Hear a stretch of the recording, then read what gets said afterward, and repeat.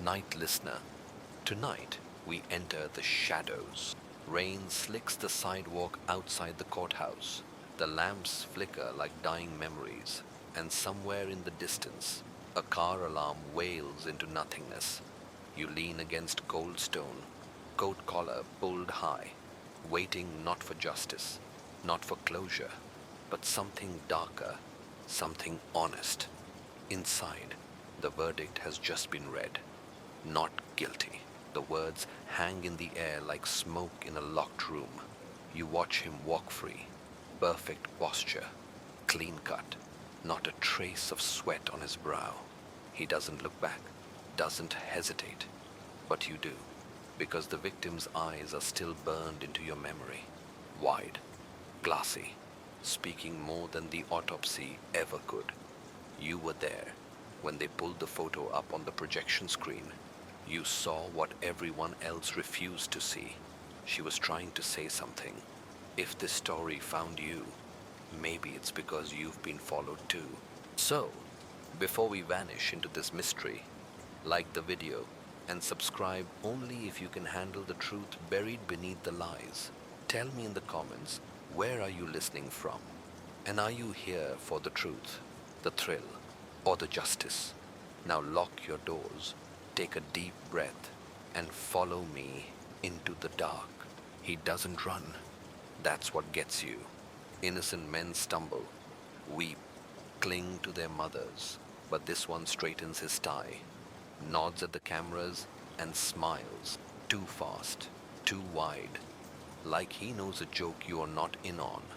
You stay outside long after the press disperses, watching the puddles tremble in the wind. Inside your coat pocket is a folded photo. One they didn't show the jury. One you shouldn't have. Her face is slack in death. Yes, but her eyes aren't lifeless. They're locked, staring somewhere off camera. Staring at him. You knew, but pretended you didn't. Maybe everyone did. The courtroom emptied quickly. No celebratory handshakes. No angry outbursts. Just an unspoken chill. They found him innocent, and yet your stomach tightens as the photo whispers a truth only you seem to hear. Everyone lies, especially the quiet ones. A janitor sweeps the marble floor. You catch his glance, brief and suspicious. Was he there the night it happened? You think about the case files, the blood spatter pattern that didn't quite align, the expert witness who stumbled over her words, the defense attorney who looked like he didn't believe his own client, and her, the victim.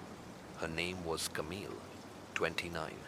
No priors, no enemies, no reason for someone to hold her under that water until her eyes pleaded for a breath.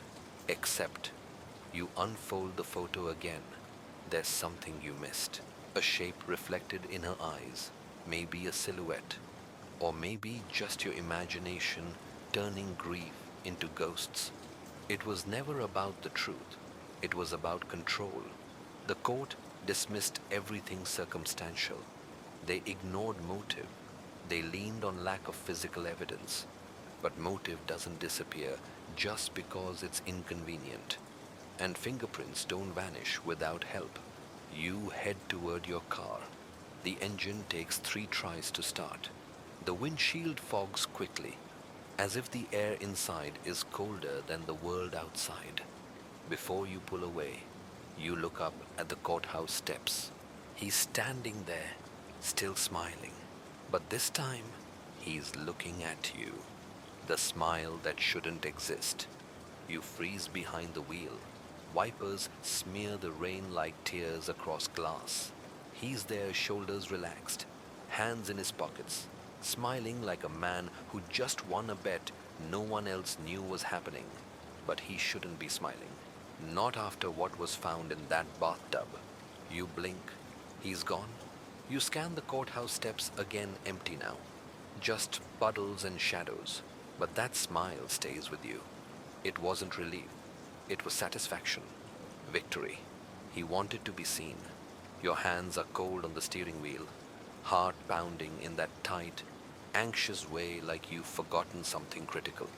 You check the rear view mirror, not for cars, but for faces. You're alone. Probably. Probably. Everyone lies, especially the quiet ones. The photos still sitting on the passenger seat. The one that wasn't allowed into evidence. The one showing Camille's eyes dilated, half open, gazing directly into something just out of frame. And now that you really look, there's a smile in her reflection. Not hers, his. You swallow the dread rising in your throat. You knew, but pretended you didn't. The police said there was no trace of anyone else in the apartment. No forced entry, no defensive wounds.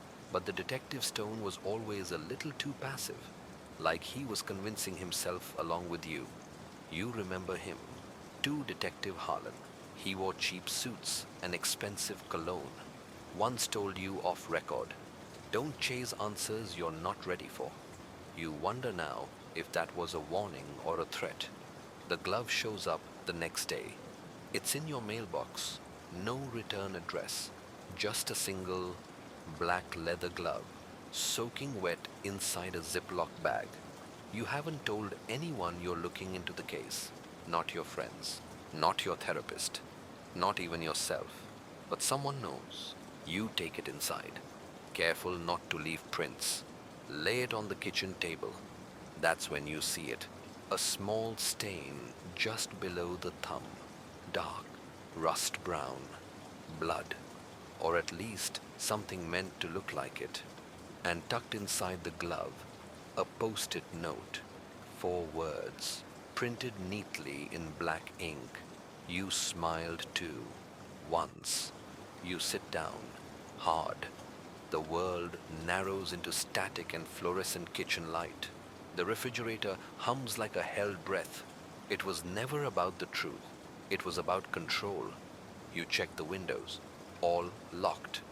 The door still bolted, but you don't feel alone. A new theory slithers into your mind like fog through floorboards. What if the smile wasn't meant for the cameras? What if it was meant for you? You reread the note. You smile too. Once. Are they saying you're like him? Or that he remembers you from before? No. You never met him. Never saw Camille alive. You weren't part of that world. You grabbed the glove and the note, stuffed them into a shoebox, shove it to the back of your closet, like you're hiding something you did. You sit back down and look again at the photo on your phone. Camille's eyes still hold that terrible awareness, that last-second clarity, just before death. And now, you notice something else. Her mouth, slightly open, like she was about to say something, or scream, or smile. You follow the free man. You don't plan it. You just end up there. The cafe across from his apartment. The one where he orders the same thing every morning. Black coffee, dry toast, no butter. You know, because you've watched it happen 3 days in a row now. He always sits near the window, never facing it. He watches the reflection behind him in the glass, not the street itself, like he expects something to appear behind him. Or someone. You're that someone. At least, for now. You sip bitter coffee and pretend to read a newspaper, but your eyes stay fixed on the slice of his face mirrored in the glass. Calm. Still. Too still. He shouldn't be this calm. Camille's face flickers in your mind again, those eyes. You wonder what they would have said if the water hadn't stolen the words. Maybe they're still speaking. Maybe they never stopped. The glove is still in your closet. You checked this morning. The note too. But the plastic bag? Gone. You never heard the door open. Never heard the window creak. But something or someone took it back. Everyone lies. Especially the quiet ones. You finish your coffee just as he stands up, tosses a few bills on the table, leaves like it's any other Thursday. You rise, careful not to draw attention. You trail him half a block behind. just close enough to track his movement, just far enough to not be noticed. He walks like a man who's not afraid of being followed. That bothers you. The streets are damp again, a light drizzle misting the air. He doesn't pull up his hood, doesn't break stride. He's done this before. The paranoia taps gently at your ribs now, like a knock from inside your chest. What if this is the plan? What if you're the one being followed? What if you've been marked since the verdict? What if you've been the suspect all along? He turns down an alley, well narrow, bricked, reeking of rotten history. There's no back exit. It leads to a fenced courtyard and a dead end. You wait 20 seconds, then follow. No one's there. You quicken your pace, heart thudding loud against the silence. The alley is darker than it should be. Shadows pooling unnaturally around the fire escape. And in the corner near the dumpster, something new. A photo taped to the brick. You pull it free. Camille. Same eyes, same frame. But this one has writing scrawled across her forehead in red ink. He smiled. You watched. A sound behind you, metal clanging. You spin. No one. You step backward into the alley wall, feeling its cold press against your spine like a warning. Your phone buzzes. A message from an unknown number. Stop chasing ghosts. No voice. No number. Just a blank contact and those 3 words. You breathe deep. The alley suddenly heavier than before, like the air's been used up by someone who just left. You pocket the photo, check your surroundings, and exit the alley. You don't run, but your legs want to. Back on the main street. He's gone, vanished. But the waitress from the cafe is staring at you through the window, eyes narrowed, a flicker of recognition or accusation wrinkling her brow. You mouth, "What?" She just turns away. Maybe she knows something. Maybe you do, too. You knew, but pretended you didn't. A photograph goes missing. You tear your apartment apart, not because you lost something, because something's been taken. The photo, the original one.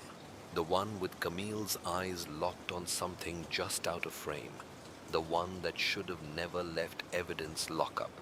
The one that you stared at for nights like it might blink. Gone. Not misfiled. Not misplaced. Gone. Your shoebox is where you left it, tucked behind unused winter coats and a suitcase you never unpacked. The glove is still inside. The note too. Now curled at the corners like old skin, but the plastic bag is gone, and so is the photograph. You stand in the center of the room, surrounded by evidence of your unraveling. What do you call it? When someone steals something that shouldn't exist in the first place. You open your laptop, fingers shaking as you pull up the digital copy of the courtroom exhibits. You know it was listed. You remember the index photo 14B. Camille Rodriguez, Exhibit B, bathtub angle, head east facing. But now the index skips from 14A to 14C. 14B is gone. You scroll again, slower. Check the metadata. Nothing. Like it never existed. Like you never existed. It was never about the truth. It was about control. You call Detective Harlan.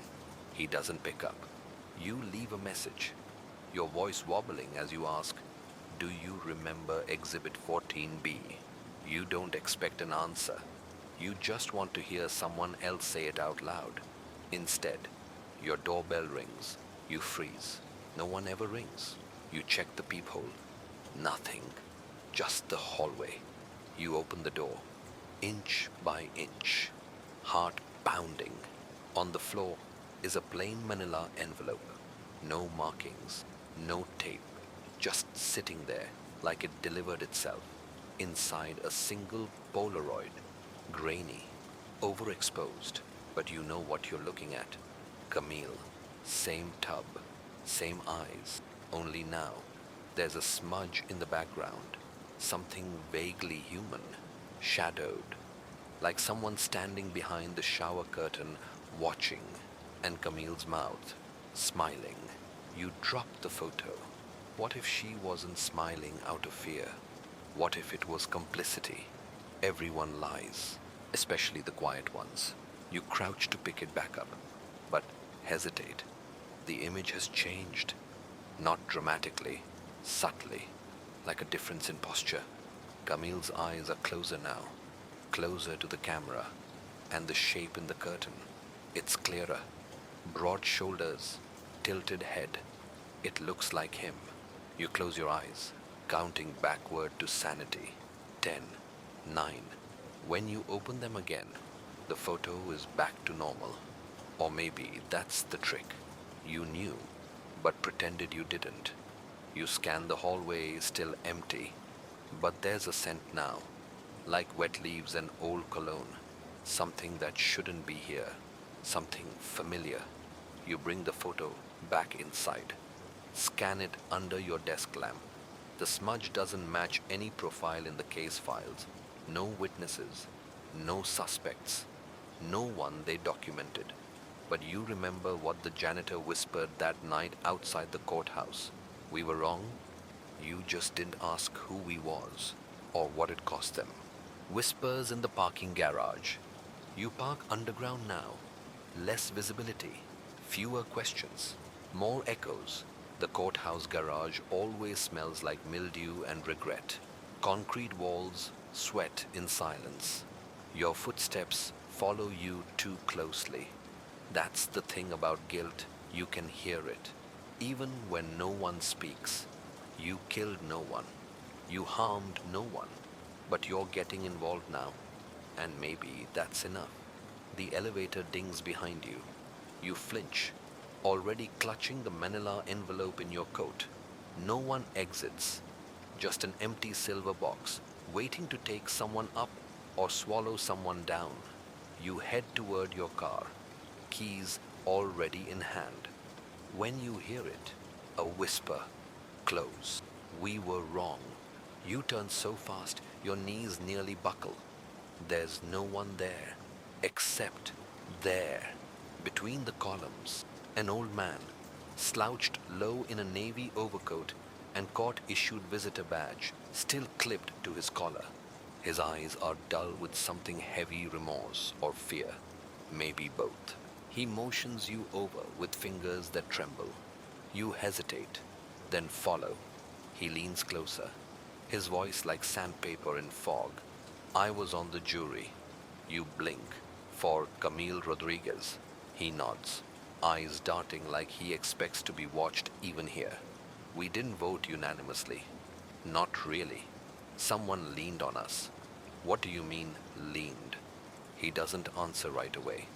Just presses a folded index card into your hand. I have stage 4. They can't shut me up if I'm gone in a month. You look down at the card. 3 words. Handwritten. Finge. Juror 8. You look back up. He's gone. Just gone. You spin around. No footsteps. No sound. The air's colder than it was 10 seconds ago. You rush to your car, lock the doors, and sit still in the dim glow of overhead fluorescence, trying to piece together what you just saw or didn't see. Juror 8. You pull up your phone, scan old trial coverage, press photos, local articles. The jury was anonymous, but there are hints, faces blurred, names half redacted. One stands out. Female, late 30s, worked in municipal finance. Name not listed, but the article says she asked to be recused twice. Request denied. You cross-reference. Find a photo from a local charity gala, same month, same county. A woman at the edge of the frame, champagne in hand, eyes dead center on the camera, or maybe past it. Her expression isn't joy. It's panic, frozen in polite lighting. You knew, but pretended you didn't. You save the image, enhance it as best you can, zoom in on the background, There's a painting behind her, abstract, reds, blacks, jagged lines like screams caught in brushstrokes. But your eyes find something else, a reflection in the glass frame. Him, smiling, always smiling, not part of the party, just close enough to be in the picture. A coincidence. You've stopped believing in those. Everyone lies, especially the quiet ones. You drive home faster than you should.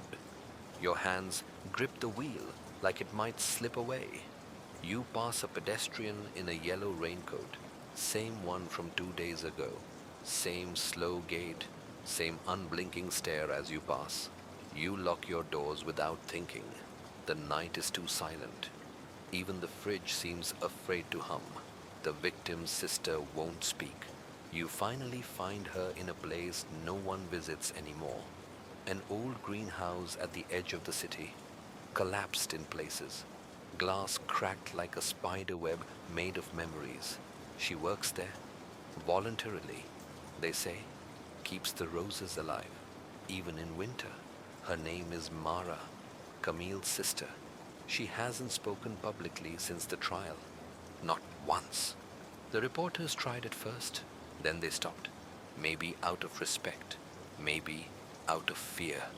You watch her from the gate. She's kneeling in the soil, black gloves caked with dirt, planting something white. Not lilies, not roses, daffodils, early bloomers, the kind that grow even in the dead of cold. Survivors. You step closer. She doesn't look up. Miss Rodriguez. No answer. I just want to talk. About Camille. About the trial. About him. Still nothing. She cuts a dead stem, places it gently on a cloth, and finally lifts her face. There's no warmth there. Just something hollow that grief has carved deep and left behind. She didn't scream. She says softly, "You freeze." What? That's what the coroner said. No vocal cord strain, no torn nails. She just went under. You take a step closer, but that doesn't make sense. She smiles without mirth. Nothing does. You reach into your coat, pull out the photo, the one that showed up in your hallway. You hold it out. Her eyes flicker. For a second. Just one. Something crumbles in her face. I've seen this.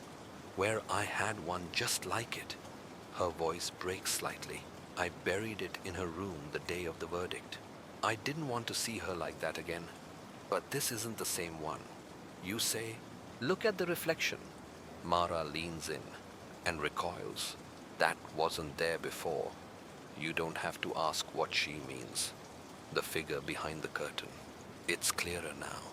Less of a shadow, more of a shape. Male, broad-shouldered, head tilted in recognition or hunger.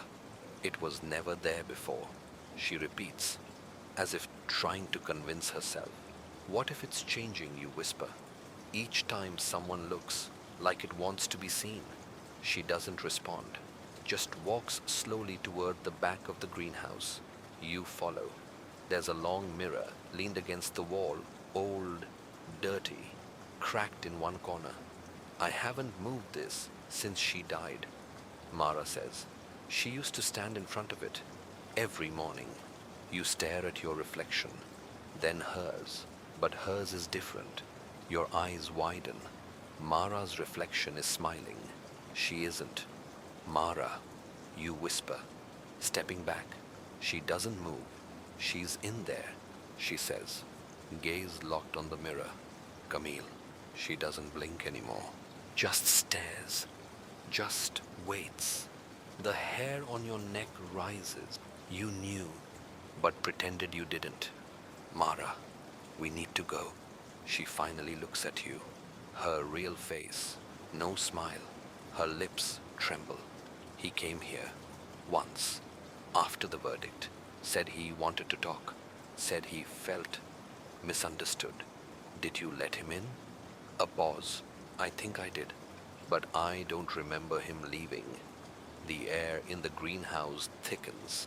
The plants seem to lean in. Do you still have anything from the trial, you ask? She nods toward a box under a rusted shelf. Inside, newspaper clippings, sympathy cards, court transcripts, and one thing that doesn't belong. A key, old, brass, marked with a number 408. Where's this from? I don't know. She says, but it wasn't mine. It showed up in my mailbox after the funeral. You take it. Heart racing. Something's unraveling. Not the case. You, everyone lies, especially the quiet ones. And Mara. She hasn't said another word. You glance back at the mirror. Camille's in it, smiling. Only now, her hand is pressed to the glass. The alibi that's too perfect. The key is heavier than it looks. Brass, tarnished at the edges, cold even in your closed palm. 408, no logo, no tag. Just a single number that thuds against your instincts like a dull warning bell. You can't find it online. No hotel, no storage unit, no apartment building matches, but something gnaws at you.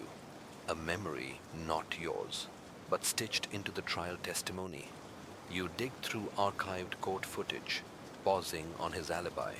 I was at the 408 Inn, room 12, paid cash, checked in at 8:17 p.m.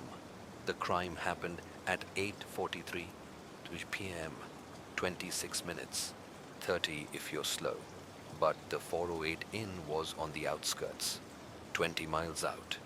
Too far, too fast. But no one questioned the receipt. Time-stamped, clean, perfect, too perfect. You call the inn. A tired voice answers, thick with smoke and indifference. No, we don't keep camera footage past 48 hours. No, I don't remember him. Of course they don't. You knew, but pretended you didn't. You drive out anyway. The 408 Inn isn't a place people go by accident. Faded sign, missing bulbs. The front desk is behind glass, the kind they install when things go bad often. Inside, the smell of mold and old cigarettes slaps you like a history lesson. Room 12. You knock. No answer. You try the key. It fits. The door creaks open like it's reluctant to reveal what it's seen. The room is stale. Thin bedspread. Plastic cup by the sink. Everything's coated in that too quiet motel energy. Secrets soaked into the walls, waiting to whisper when no one's around. You shut the door behind you, and you see it immediately. A receipt, laminated to the nightstand with clear tape. It's identical to the one submitted to court, except the timestamp, 8:47 p.m., 4 minutes too late. You snap a photo, hand shaking. Someone switched them. Someone cleaned the trail, but not completely. You turn to leave and stop cold. The bathroom door is ajar. There's a noise, a subtle, repeated ticking, not mechanical, organic. Breath. You lean closer, hand hovering at the frame, and then a knock at the window. You whip around. A man in a yellow raincoat stands outside. Same one, same dead stare. He doesn't move. You approach the glass. He doesn't blink. You pull the curtain shut, and he's still there, watching through the fabric, waiting. You turn back toward the bathroom. Now the door is open all the way. Inside, empty. Nothing. Just a single glove on the floor. Not black, white. You pick it up. Latex, clean. But the inside, still damp. Something written along the inside cuff. You turn it toward the light. Check the clock. Your heart climbs into your throat. You scan the room. There, wall-mounted, cheap plastic. You step closer. The second hand jerks forward, ticks, then skips a minute. From 8:18 to 8:20, you blink. Again. 8:21. Then 8:24. Something's wrong. You look closer. Behind the plastic face of the clock, something is tucked between the mechanism and the wall. A memory card. You pry it out with your key. You knew, but pretended you didn't. The truth was never on the receipt. It was behind time itself, and someone didn't want you to find it. You pocket the card and step outside. The man in the yellow raincoat gone. Of course, everyone lies, especially the quiet ones. A voice on the tape recorder. You don't go home. Not yet. Not with what you're holding. You find an old electronics shop on the corner of 5th, still lit by a flickering neon open sign, and a man inside who looks like he hasn't aged, just fossilized behind a counter. The kind of place that smells like dust and burnt wires. A place frozen in time, much like the memory card clenched in your fist. Need something, read, the man says, already reaching beneath the counter. You nod. Mini SD. Audio. I think. He slides a dated recorder across the glass. I won't ask what's on it. Good. You slot the card in. The machine whirs, clicks, then a crackle, and then a voice. Male. Calm. This is just insurance. In case anyone forgets who they saw or what they ignored. You hold your breath. It's him. His voice from the trial. The one that told the jury he wasn't even in the county when Camille died. The voice that sounded too still, too measured. Now it's raw. If they come for me again, this proves nothing. But if they come for you, silence. Then another voice. Yours. You should have stopped when she warned you. You recoil. Nearly drop the device. That's not possible. You never said that. You never met him. Never spoke to him. Did you? The old man behind the counter leans in. You okay? You nod slowly, staring at the machine like it might catch fire. Can you make me a copy? Sure. Want it clean? You hesitate. No. I want it messy. Exactly like this. He nods like he's heard that before. Truth sounds better when it's imperfect. It was never about the truth. It was about control. You leave with the recorder, the copy, and a receipt that reads, paid in full, no refunds. You knew, but pretended you didn't. The city feels more narrow now, like the buildings lean in as you pass, like the rain falls heavier where you stand. You find a bench beneath the dead street lamp. Pull out your earbuds and listen again. This time, you let it play through. His voice again. She said she'd tell. She always said things when she shouldn't. That smile, it was for me. She liked it. Right up until the end, you press pause. Bile rises in your throat. That voice isn't innocent. It's soaked in something colder than guilt. Arrogance, control, and then a sound in the recording, a faint ticking. You rewind. Tick, tick, tick. Not a clock, a lighter. You recognize the rhythm. The same metallic flick he made during the trial when he was nervous. Except he never looked nervous. Not once. You hear your own voice again. She warned you. She said someone was watching. You feel dizzy. The trees across the street seem to shift shape. You blink too long, and when you open your eyes, you see her. Camille. Just a blur. Across the street. White dress. Bare feet. Staring at you. Not moving. You whisper her name. She doesn't flinch. But behind her, a shape. A tall man. In a yellow raincoat. Holding something in his hand. A photograph of you. You close your eyes. When you open them, the street is empty. But your phone buzzes. No caller ID. One new voice message. You hit play. It's your voice, whispering. You already know how this ends. The clock that skipped a minute. You don't sleep. Not because you're afraid of dreams, but because you're afraid of remembering what might already be real. You sit at your desk, The audio recorder beside you, the photo, the glove, the card with Find Juror 8. And now, this, the ticking that lives in your ears, even when all the sounds stop. Tick, tick, skip, like something waiting for you to fall behind. You stare at your apartment wall clock. Simple, cheap, functional. And then you film it. 60 seconds. You record. You watch. Then you replay. It skips. You blink and replay again. The second hand jerks, then jumps forward from 23 to 25. Again, this time from 41 to 44. You rewind, frame by frame. There, in the middle of the jump, for 1/2 second, one frame a reflection in the glass. Not yours, not anyone's. A silhouette, leaning close, inside your apartment. Watching you watch time itself fail. You throw the clock off the wall. It shatters. The ticking stops. But inside you, it continues. You knew, but pretended you didn't. Your phone buzzes again. Unknown number. Check Exhibit 9C. You dig through your file archive. Trial evidence. Court transcripts. 9C. A photo of the crime scene. Camille's bathroom. Shot from the hallway. You scan it for the 100th time. This time, your eyes catch something new. The clock above the sink. 8:42 p.m. Perfectly in line with the estimated time of death. Or so they said. You zoom in. Enhance.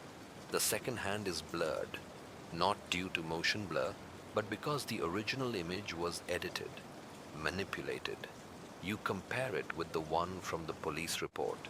In that one, the clock reads 8:47, 5 minutes later. The minute that decides innocence or guilt. And now you remember Detective Harlan saying during testimony, the time was estimated based on all available sources.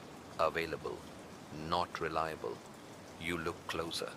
There's a hairline crack in the mirror next to the sink, one that wasn't noted in the report. You print both images, tape them to the wall, overlay them. They don't match. The crime scene was staged, not just cleaned, reconstructed. You think back to the motel, the missing timestamp, the memory card behind the clock. Who hides evidence inside time? Someone who knows time is the only thing no one questions. Until now, the lights in your apartment flicker. You spin around. The mirror above your desk now shows two reflections, yours and Camille's. You freeze. She's standing just behind you in the glass. But when you turn, nothing. You face the mirror again. She's gone. But her fingerprint remains right there, center of the glass, pressed like a warning or an invitation. You take a breath, hold it. Maybe this isn't just about a killer walking free. Maybe it's about what's still trapped behind glass and silence. What the verdict tried to bury, but couldn't kill. Everyone lies, especially the quiet ones. And time lies best of all. You visit the crime scene alone. It takes 3 favors and 1 unspoken threat to get inside the apartment. Camille's old place, Unit 3D. The one where the bathtub became a casket and the mirror turned into a witness. It's been vacant since the trial. No one wants to live in a murder scene, especially not one with a verdict that made people whisper. The superintendent gives you 15 minutes. No touching, he says. And don't close the door. You don't answer. The lock clicks behind you anyway. The air is stale. Not musty, just stopped.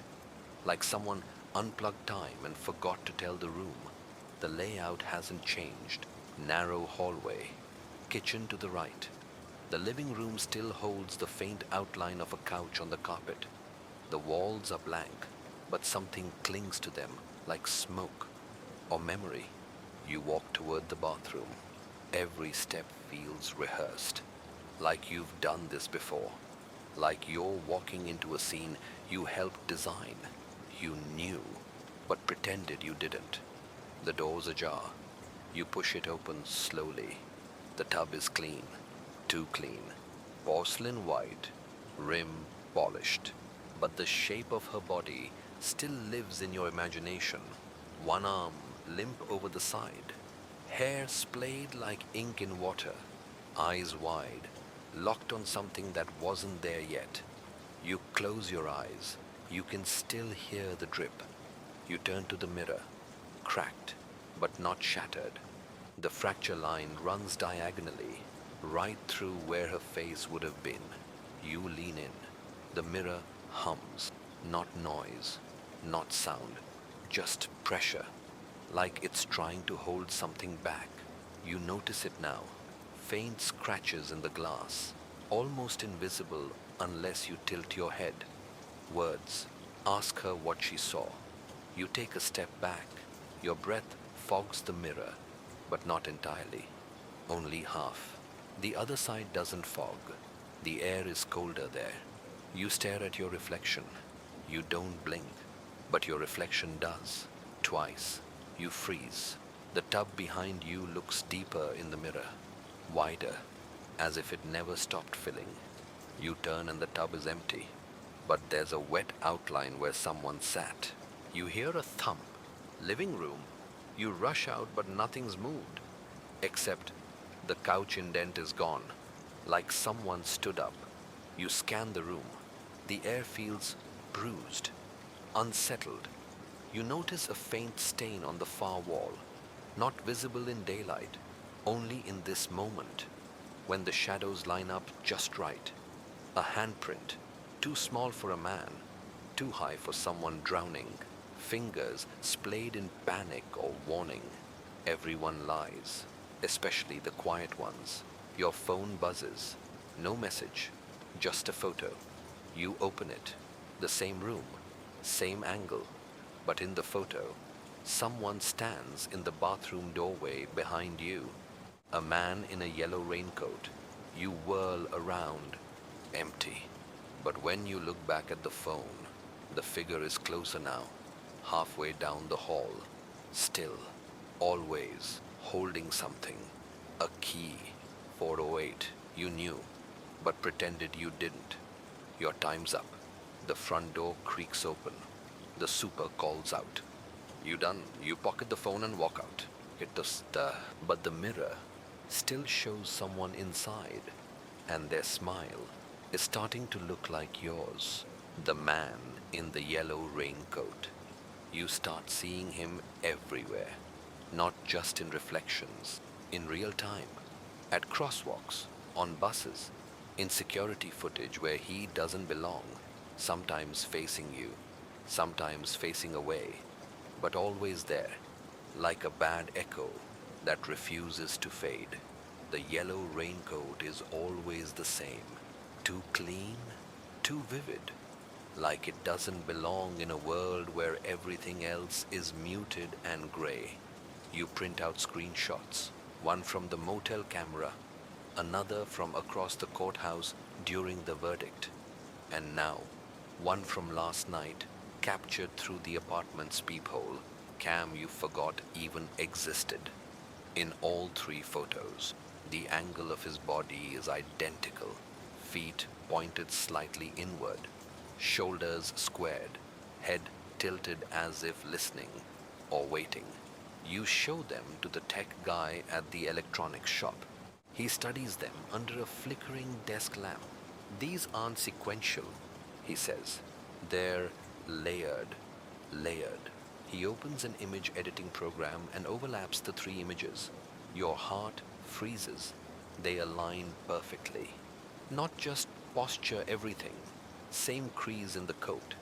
Same strands of dark hair curling just beneath the hood. Same expressionless face, barely visible under the shadow of the brim. These aren't different sightings, the text says. This is the same moment, captured 3 times. You take the composite image home, tape it to your mirror. You stare at it for hours. Camille's voice rings in your head, even though you've never heard it. Ask her what she saw. Your phone buzzes again. One message, unknown number. He's not following you. He's waiting for you to remember. You check your hallway cam again. It rewound itself. 4 minutes of footage missing. Just gone. Like time blinked. You knew, but pretended you didn't. You walk to your closet. Pull out the shoebox again. The glove is wet. You didn't spill anything. It's cold. You lift it and find something beneath it now, a torn piece of fabric. Soft, bright yellow. A fragment from a raincoat. You drop it. It shouldn't be here. You didn't see it before.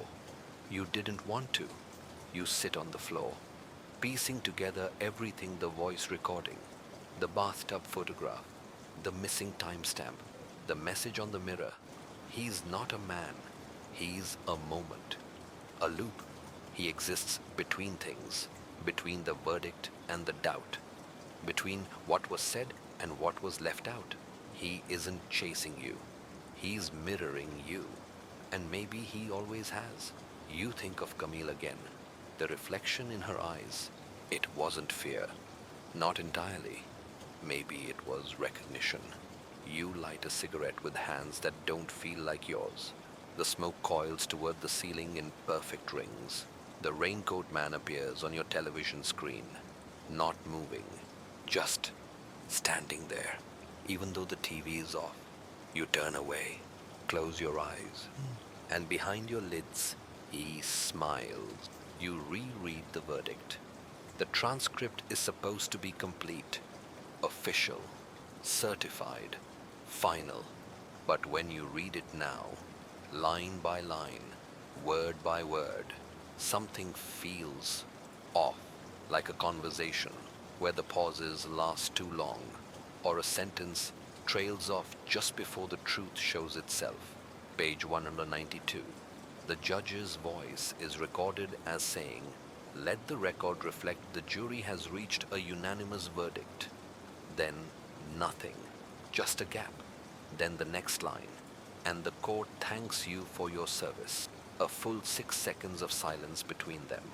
You listen to the court audio on your backup drive, the official version. You remember copying it the day after the verdict, before anything felt wrong. In the pause, you now hear breathing, not the judges, not from the bench, something closer to the microphone. A breath, then a single word. Wait.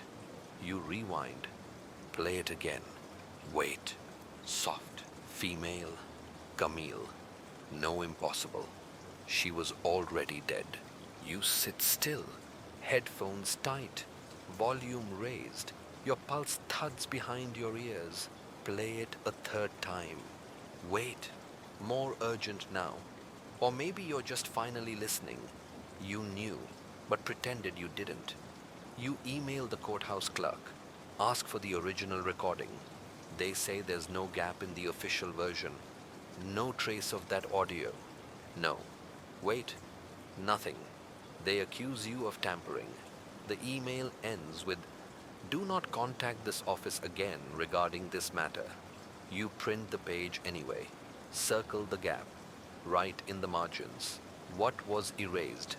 You scan the courtroom photograph again, taken the moment the verdict was read.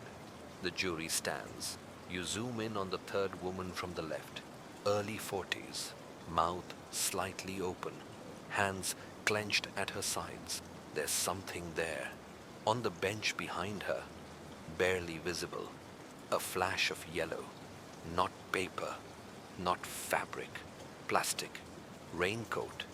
You stare at it until your eyes burn. He was there. You didn't see him, but he was there. And maybe you did see him, then forgot, or were made to forget. You call Detective Harlan again. Voicemail? You don't leave a message this time. Instead, you speak to the silence. He was in the room. The photo on your desk shifts. Not falls, shifts. Like gravity bent for a second. You pick it up. The bathtub photo. The reflection now shows the entire shower curtain drawn back. Camille's eyes are gone. The body is still there, but her face blank, like a mask wiped clean. Everyone lies, especially the quiet ones. You check your hallway cam. New clip uploaded. 30 seconds of static, then a flash. One frame. The courthouse hallway. No sound, just one word, carved into the wooden bench. Retrial. And next to it, a key. You reach for your own copy, still in your pocket. You take them out, hold them, side by side. They're identical, until you flip one over. There's a new engraving. Guilt is a mirror. You rush to your bathroom mirror, breathe against the glass. Your reflection doesn't fog. Only the space behind you does. Camille's shape appears slowly, but her mouth doesn't move this time. Instead, she lifts a hand, points at your pocket. You reach in, pull out the court transcript again. Flip to the last page. The sentence is different now. Let the record reflect. He was not alone. The glove doesn't fit anymore. You sit at your kitchen table, the transcript still in your hand, the altered sentence burned into your mind. He was not alone. The air around you feels heavier now, like the room is filling with something invisible, thicker than fog, denser than silence. You reach for the glove, the black leather one. You haven't touched it in days. You've kept it sealed, untouched, hidden. But now, it feels like the next move, the next clue. You slip your hand inside. It resists. You push. It doesn't fit. Not anymore. You hold it up, stare at the stiff fingers. The material has shrunk, hardened, like it's been left out in the cold too long, or like it never fit you to begin with. You knew, but pretended you didn't. You place it beside the white latex glove from the motel. The contrast is stark. One clean, disposable, the other worn, permanent, like one was meant to be found, and the other was meant to accuse. You think about the original trial testimony, how they made a show of the black glove, the defense attorney holding it up like a magician's prop. The glove was too small. He couldn't have worn it. Simple as that. But you remember the courtroom lighting. The air conditioning turned too high. The defendant's hands were cold, muscles stiff, skin dry. What if the glove had been altered? What if someone wanted it to fit? You take it to the sink, turn on the hot water, let it run over the leather. Slowly, carefully, you begin to stretch it out. And there, on the inside lining, something peels away. A second layer. You slit it open with a knife. A slip of paper falls out. Wet, disintegrating. You press it against the countertop, blot it gently. 3 words appear in red ink. She wore it. You stop breathing. Camille. But why would she? Unless it wasn't used on her. It was hers. You rush to your files, search her employment history. She volunteered at a community shelter, food pantry, and once a crisis center, victim services, crime scene support. She had access to gloves, to evidence tape, to chain of custody forms. Maybe she was working something. Maybe she found something. Maybe she got too close. And maybe someone made sure it looked like she never got there at all. Everyone lies, especially the quiet ones. Your phone buzzes. New message. No caller ID. Just a photograph. Camille, wearing the glove, smiling. And behind her, blurred but unmistakable, is you. Standing in the background, not waving, just watching. You drop the phone. A chill creeps up your spine, leaving a trail of pins and needles. You hear something behind you, soft, deliberate. You turn. Your apartment is empty, but your coat, it's wet. You touch the fabric, cold, soaked through. You didn't wear it outside today. You didn't even take it off the hook. You lift it, slowly. A slip of paper falls from the inner pocket. Same paper, Same red ink, 408 never closed. You check the time, 2:47 a.m. The hour they said Camille died, the minute the motel clock skipped. You stare into your reflection in the kitchen window. Your eyes are yours, but your smile isn't. The sister finally speaks. You return to the greenhouse just before dawn. Mara is there, just like before, kneeling in soil, hands coated in black compost, like she's burying more than bulbs. Her face is lit by the thin gray wash of sunrise. Not warmth, but warning. You don't speak. You simply kneel beside her. You place the glove on the ground between you. She doesn't look at it. Not at first, she says, almost absently. Camille hated wearing gloves, said they made her feel like a suspect. You don't respond. She brushes dirt from her hands, finally lifting her eyes to meet yours. They're different this time. Not numb, not shattered, determined. She was investigating something, you say. Wasn't she? Mara doesn't nod, doesn't confirm, but she also doesn't deny. She found something about him. You continue. Something she shouldn't have. Something she wore to get close to. Mara glances at the glove. That wasn't found at the scene. You shake your head. No, because someone placed another glove there. One that wouldn't fit. One meant to shift the story. Mara stares past you, into the glass that lines the greenhouse. Her voice is distant. Camille told me once that people believe what fits the narrative, not the evidence. You show her the photo, the one of Camille wearing the glove, the one with you in the background. Her eyes tremble. Is that you? She asks. I don't know. You answer honestly. I don't remember being there. You were. The voice doesn't come from either of you. It comes from the greenhouse mirror. The glass isn't just reflective now, it's alive with condensation, as though something on the other side is breathing.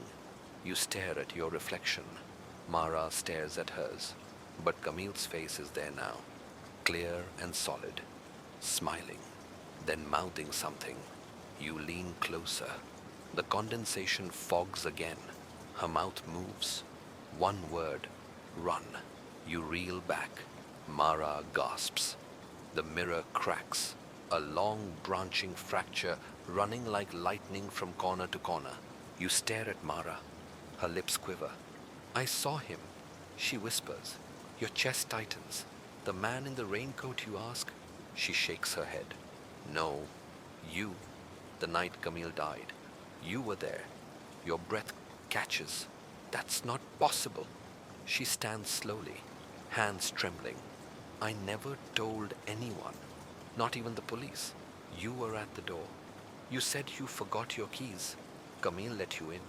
You stand too. I don't remember that. She steps back. Camille died 20 minutes later. Your stomach flips. No, no, I wasn't.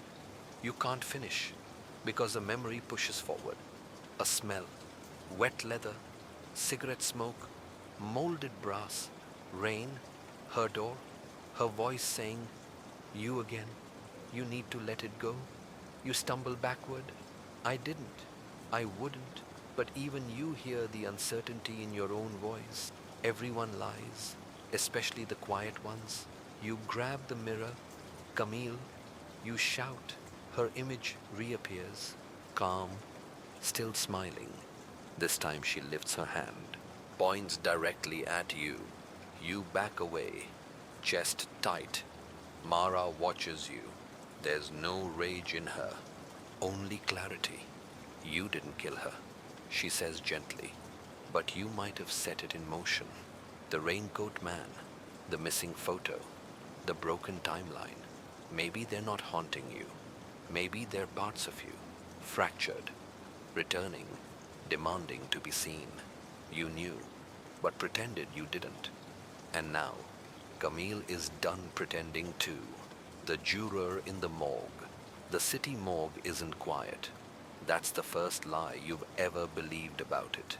There's always a sound, a hum, a hiss, the shuffle of cold air as it drifts down metal corridors. It's a place made for silence, and so silence refuses to stay. You didn't plan to come here. You were led. Juror 8. You tracked her name through the court's forgotten paperwork, cross-referenced redacted forms, dug through parking citations, building permit complaints, anything that left a trace. Elizabeth Cole, age 38, finance analyst. No children, lived alone. She was listed as Juror 8 on Camille's trial. She died 2 nights ago. Apparent overdose? Open and shut? But you don't believe in those anymore. The attendant at the morgue looks bored when he hands you the file. No ID required. No questions asked. Like someone wanted you to find this. You knew, but pretended you didn't. You pull the sheet from the drawer. Elizabeth lies still, arms folded, eyes closed. But her mouth is open, slightly parted, like she was mid-sentence, like the last thing she tried to do was speak. You scan the report. No trauma, no struggle, but under personal effects, something stands out. Nail polish, crimson red. You glance down. Her fingernails shimmer, a shade so bright it almost glows under the morgue's fluorescent haze. But Elizabeth never wore polish. You know because of a photo taken during the trial. Her hands were bare, conservative, neutral. The polish is fresh, still glossy, as if applied after death. You pull out your phone, compare the jury photo from 6 months ago to what lies before you now. Hands different, posture different. You step back. Something is wrong with her face. Not grotesquely, subtly. Too serene, too sculpted, like someone put her back together for display. You search the toe tag envelope. There's a slip of paper tucked inside. You unfold it slowly. One line, you voted guilty. You exhale. The official record said the jury was unanimous, but Elizabeth Cole voted guilty. And yet the verdict came back not guilty. A rewrite, a correction, a warning. Everyone lies, especially the quiet ones. You pull your phone out, hands shaking. You scan the jury transcript again. Elizabeth's voice is only quoted once. I need more time. That's all. Then silence. You remember now the judge pressing forward, brushing it aside, calling for the final vote. She wasn't silent. She was silenced. You turn back toward the drawer. Elizabeth's mouth is now closed. You didn't touch her. You didn't blink. But the change is unmistakable. You press the call button. No one answers. The morgue is empty. You run back toward the desk. The hallway lights flicker. One goes out, then another. The hum changes pitch, becomes something more mechanical, less electrical, like breathing. You round the corner, and he's there. The man in the yellow raincoat, inside the morgue office, hands in his pockets, head tilted. Behind him on the desk is the jury photo, only it's different now. You're in it. Row 2. Standing between Elizabeth and the foreman. Same suit you wore at Camille's apartment. Same expression. You look up. He's gone. Of course he is. You grab the photo. It burns cold in your hands. The ink is wet. On the back, a message in block letters only one of you remembered. You sprint out of the morgue, lungs burning, stomach twisting. Outside, the street is empty, except for a woman in a cracked mirror across the alley. Camille, she mouths something you can't hear, then turns her head and smiles. The killer sends a gift. You don't open the box right away. It's on your doorstep when you return from the morgue, wrapped in brown paper. No postage, no tape, just string tied with surgical precision. The kind of knot you don't learn casually. The kind you'd use if you wanted the package to be opened slowly, deliberately, with a sense of inevitability. You carry it inside like it's dangerous, because it is. You place it on your kitchen table, next to the glove, the photo, the transcript with its altered lines, and the motel key that no longer belongs to a real room. The box is shoebox sized. You cut the string, peel the paper, open the lid. Inside the missing photo, the original, the one from the court files, Exhibit 14B. You know it's the original because of the crease on the top right corner. You remember it. You memorized it. Camille, bathtub, head turned, eyes staring. But now, there's something new. A bloody fingerprint smeared across the bottom of the image, partially dried, crusted in brown. Whoever touched it last was bleeding, or wanted you to think they were. You lift the photo, careful not to smudge it further. Underneath it, a single white index card. 5 words, printed in capital letters. You have her eyes too. Your stomach clenches. It doesn't make sense, except it does, because this was never about one murder. It was about pattern, about recognition, about you. You search the box again. There's one last item, a flash drive. No label, no markings. You plug it into your laptop. A single file, MP4, video. You play it. Grainy footage, shot from above, angled sharply downward like a security camera or a voyeur's perch. It's a living room. Yours, you, sleeping on the couch. Timestamp 3 nights ago. You freeze the video. Rewind. There, at the edge of the frame, a figure in a yellow raincoat, standing in your hallway, motionless, watching. You never knew. You were home. You were sleeping, and someone was inside. You turn off the laptop, heart racing. You rush to your door, triple lock it, pull the chain, then check the closet, the bedroom, under the sink. No one, not anymore, but the camera. You look up and see it now, taped to your ceiling light fixture. A pinhole lens. How long has it been there? You tear it down, rip the wires, shove it in the box with the other evidence. Then you see your reflection in the microwave door. You're not alone. Behind you, visible only in the reflection. Camille. She's not screaming. She's mouthing something. Again and again. You can't hear it, so you speak it aloud. You have her eyes too. And then, behind you, a click. The bathroom light turns on by itself. You step toward it slowly. The mirror fox, even though no water is running, and scrawled in the condensation, "Do not let him in." You knew, but pretended you didn't. But now, the door is open, and the gift has been received. Your reflection doesn't match anymore. You stand in front of the bathroom mirror for 10 full minutes before you accept what you're seeing. You blink, your reflection doesn't. You raise your hand. It hesitates, then follows, but slower, like it's struggling to remember the choreography. You step back. It leans forward. There's no trick here, no flickering light, no double mirror, no bad sleep logic, just cold tile beneath your feet and the thick scent of mildew rising from the pipes, and the realization that you've stopped trusting your own face. The message in the steam has vanished. Do not let him in. Gone like breath swallowed by silence. But your reflection, it lingers.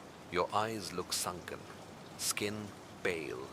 But more than that, you're wearing the yellow raincoat, not in your real body, only in the mirror. You reach for your collar. It's not there, but your reflection grins and zips it up. You stumble back into the hallway, heart Jackhammering. Grab your phone. Scroll frantically through selfies, ID photos, any proof that your face is still your own. They're wrong too, slightly. Each version of you, off by degrees, smiles too wide, eyes too bright. One photo, taken months ago, shows you in front of Camille's building, but you don't remember ever being there. You zoom in, your hand is in your pocket. A key peeks out. 408. You check the shoebox. The key is still there. But there's something new now. A second glove.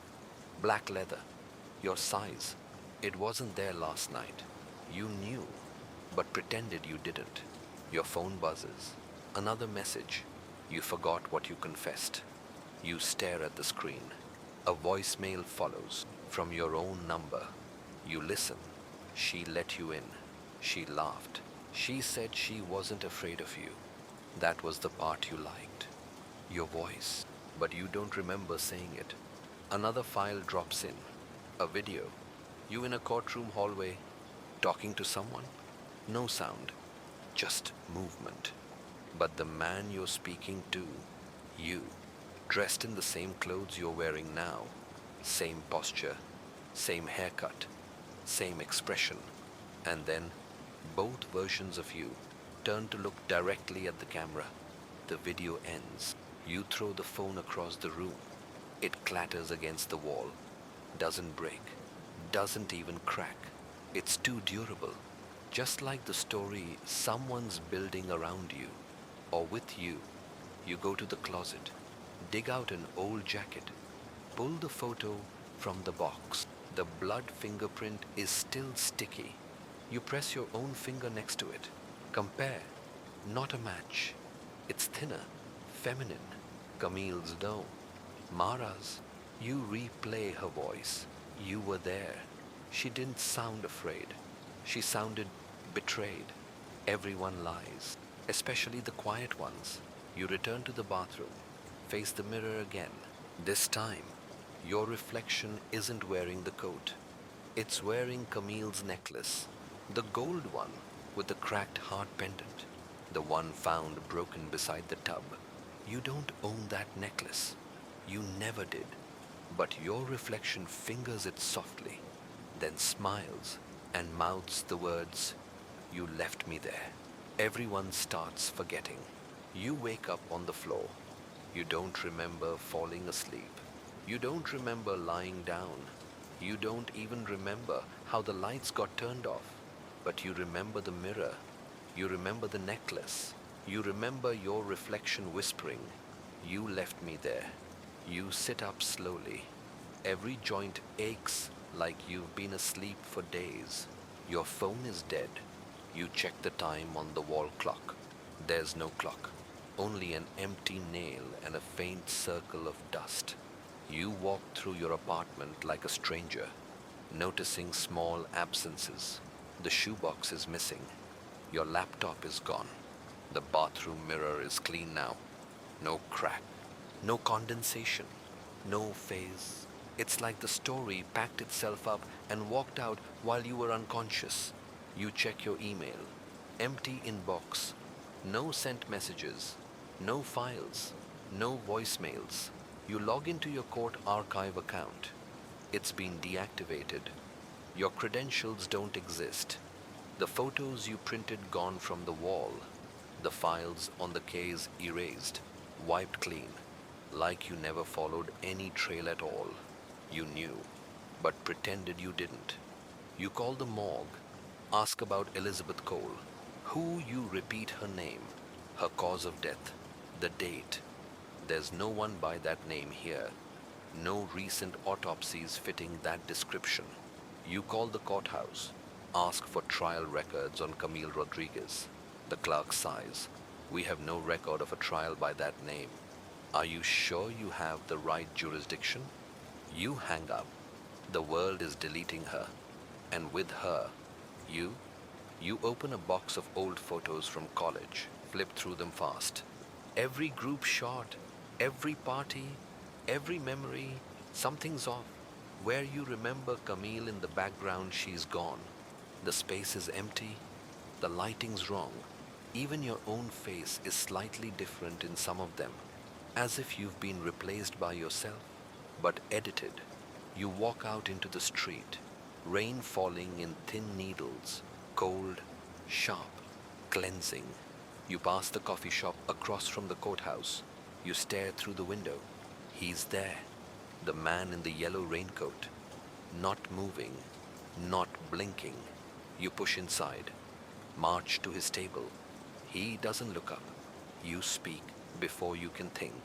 What did you take? He finally meets your eyes and smiles. You left the door open. I just made sure no one came looking. You slam your hands on the table. Where is she? He shrugs. She's where she always was. In the minute you skipped, you reel back. What? You're the skipped minute, he says quietly. The gap, the hole in the timeline. That's why you see us. Us. He points to the window. You turn. Everyone on the street is wearing yellow coats. Still, staring. You spin back around. He's gone. Just steam rising from the coffee cup that was never touched. Your hands are shaking. You rush out. You stop a woman on the sidewalk. Ask if she remembers Camille Rodriguez. I'm sorry, she says. That name doesn't mean anything to me. What about the trial last month? She smiles politely. I was out of town. I think you're mistaken. You ask 5 more people. No one remembers. Not the name, not the story, not the man who walked free, and not you. You check your ID. Your photo is blank. The name redacted. Everyone lies, especially the quiet ones. You head back to your apartment, but when you get there, the door is already open, and inside, someone is sitting on your couch, feet up, yellow coat draped across the armrest. In his hand, a remote. He turns on the TV. It plays your life, out of order. Moments you've lived, moments you haven't yet, moments you don't remember living at all. He looks at you and says, you can't forget what never happened. The confession, but from the wrong person. You stare at him, the man on your couch, remote in one hand, your story flickering across the screen like some cursed home movie. I didn't do this, you say. He smiles not cruelly, not kindly, just knowingly. You say that a lot. You step inside, slowly, like each inch of carpet might collapse under your feet. I didn't kill her. No, he agrees. But someone needed to believe you did. He presses pause. The screen freezes on an image of Camille laughing, alive, turning toward a camera you don't remember holding. You whisper, why are you doing this? The man doesn't answer. He just sets the remote on the coffee table, then reaches into his coat pocket and pulls out a cassette tape, old, labeled in shaky handwriting. Confession, redacted. You step back. No, you mailed this to yourself, he says, placing it beside the remote. No, I didn't. He raises a brow. You sure? You hesitate. You knew, but pretended you didn't. The rain outside grows harder, louder, almost synchronized with your heartbeat. You walk to the shelf where your old tape recorder sits. You don't remember keeping it. You don't remember using it, but it's there. You insert the tape, hit play. Your voice, Camille let me in. She offered me coffee. She always did that small kindnesses. That's why it was hard. You stagger backward, shaking your head. That's not me, but it is. She asked me if I'd tell anyone. I said no, not if it stayed quiet. Tears rise before you can stop them. The man in the coat just watches you, silent, still. I never wanted to hurt her. I just didn't want her to tell. You stop the tape. That's not real. It's fake, spliced, artificial. He says nothing. You fast forward, hit play again. A different voice now. Camille, if you're listening to this, it means he got away with it. Maybe even thinks he didn't do it. You freeze. He won't remember. That's part of it. That's the trick. Your blood turns to ice. He'll chase the story until it folds inward, until it points to him, because the truth was given to him, and he forgot to give it back. The man speaks softly now.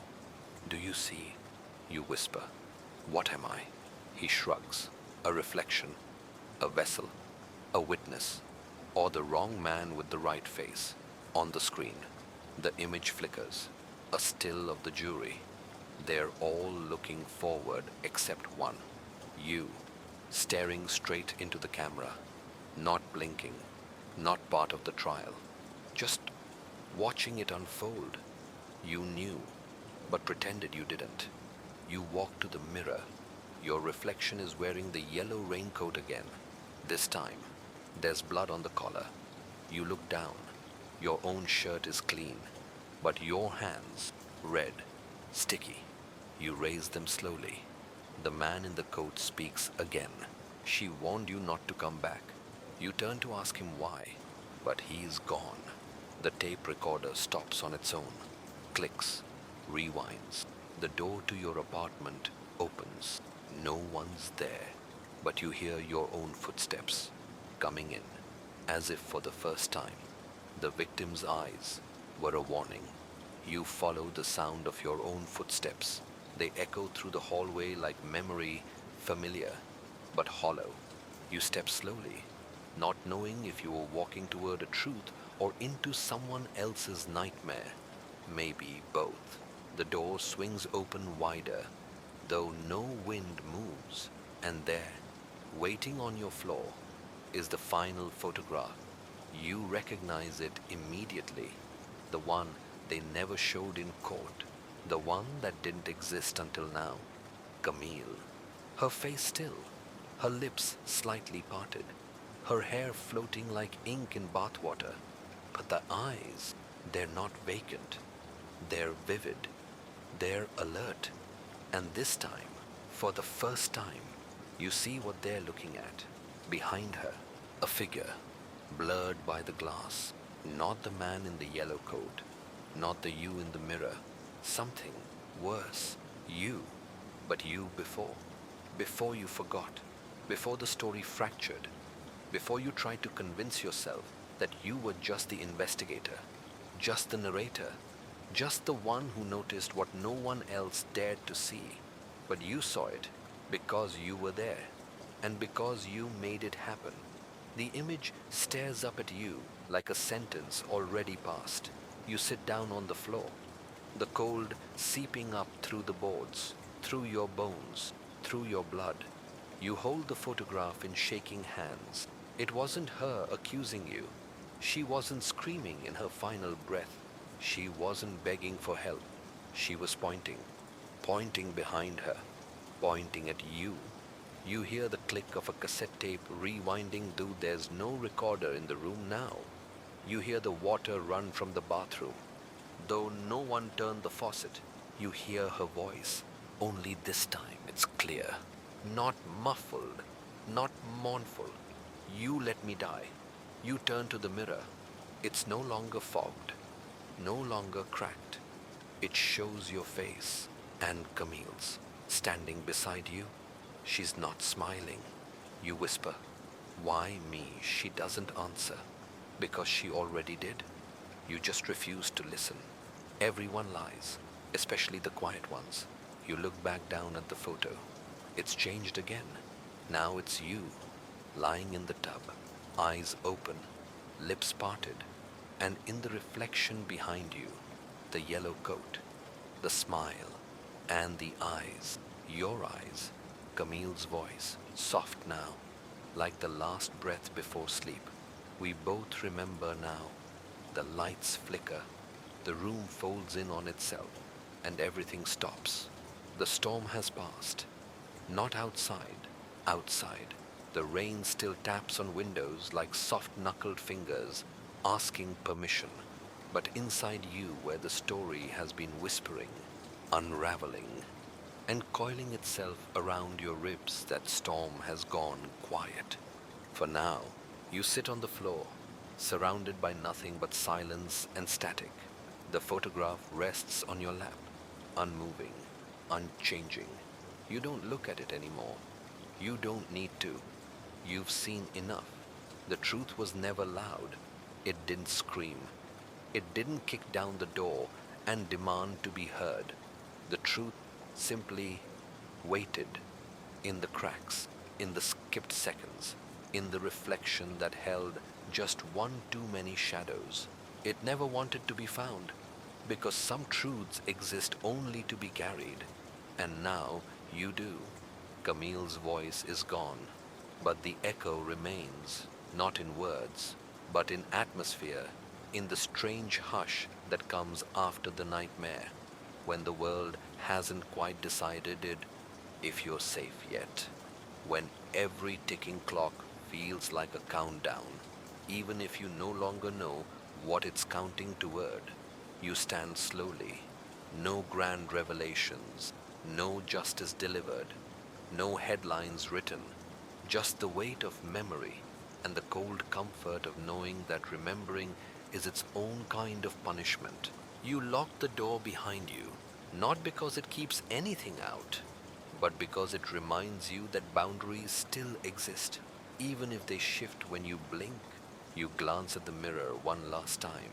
It shows only you, not the yellow coat, not Camille, not the version of yourself who smiled too easily, followed too late, forgot too much. Just you. And for now, that's enough. Sleep, if you can. Forget, if you must. But know this, the skipped minute is always waiting, and next time, it may belong to someone else. End of script. Sleep well, and watch your back.